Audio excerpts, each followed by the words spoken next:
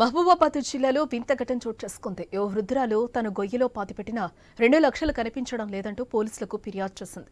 బయ్యారం మండలం జగ్గుతండాకు చెందిన తమ్మిశెట్టి రంగమ్మ అనే వృద్ధురాలు 2 లక్షల రూపాయలు తన ఇంట్లో గొయ్యి తీసి పాతిపెట్టింది. రంగమ్మ తన బంధువుల ఇంటికి వెళ్లి తిరిగి రాగా డబ్బులు కనిపించకపోవడంతో పోలీసులకు ఫిర్యాదు చేసింది. వెంటనే పోలీసులు ఆమె ఇంటికి చేరుకుని పరిసర ప్రాంతాల్లో వెతకగా మట్టిలో పాతిపెట్టిన 2 లక్షల రూపాయలు దొరికాయి. ఆ నగదును స్థానిక ఎంపీటీసీ కుమారి, సర్పంచ్ రమేష్ సమక్షంలో పోలీసులు వృద్ధురాలకు అందజేశారు.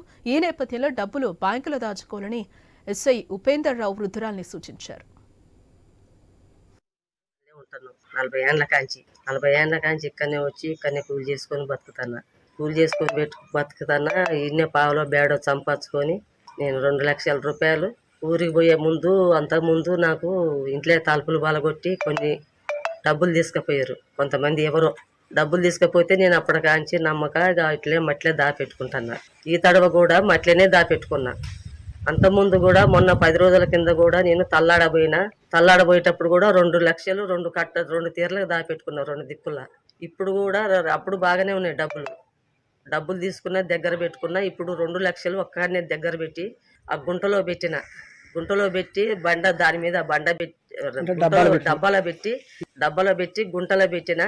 దాని మీద బండ పెట్టి మట్టి కప్పి దాని మీద చెత్త కప్పిన.